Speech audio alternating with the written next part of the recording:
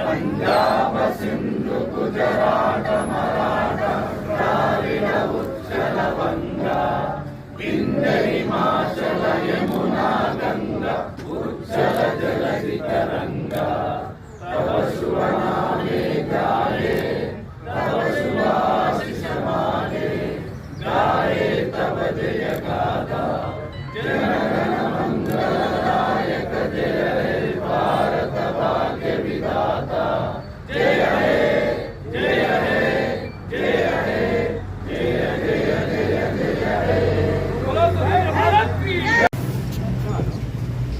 ఎందరో మహానుభావులు సాధించిన స్వాతంత్ర్యాన్ని అదేవిధంగా భారత రాజ్యాంగాన్ని ప్రవేశపెట్టి 75 ఏళ్ళు ఈరోజు ఘనంగా గణతంత్ర దినోత్సవాన్ని డిసిసి కార్యాలయంలో జరుపుకోవడం జరుగుతూ ఉన్నది.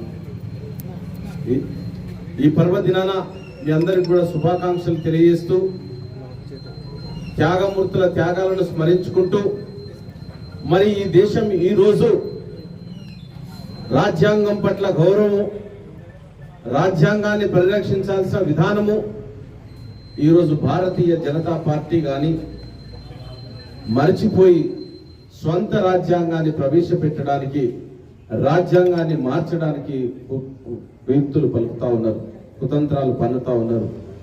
మరి ఈరోజు ఈ భారతదేశం ప్రజాస్వామ్యయుతంగా కులము మతము వర్గ రహితంగా ఉన్నదే అంటే ఆనాడు కాంగ్రెస్ పార్టీ వేసినటువంటి పునాదులు బాబాసాహెబ్ గారు రచించినటువంటి రాజ్యాంగం ప్రకారంగా నడుస్తూ ఉండే. మరి మనమందరం కూడా ఈరోజు నడుం కట్టి తప్పకుండా ప్రతి ఒక్కరు కూడా ఈ దేశం యొక్క సమగ్రతను, ప్రజాస్వామ్యాన్ని పరిరక్షించుటకు నడుం బిగించాలని నేను తెలియజేస్తా ఉన్నా.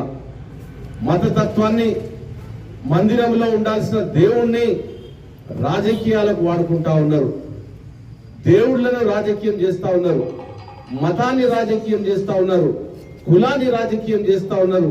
దయచేసి మీరందరూ కూడా ఈరోజు గమనించాలి, దేశం ఎటువైపు వెళ్తా ఉన్నది. మారణ హోమం మతం పేరున జరుగుతా ఉన్నది. మణిపూర్లో అల్లర్లు, ఊచకోత, ఆలయాల ధ్వంసం జరుగుతా ఉన్నది, చర్చిల ధ్వంసం జరుగుతా ఉన్నది.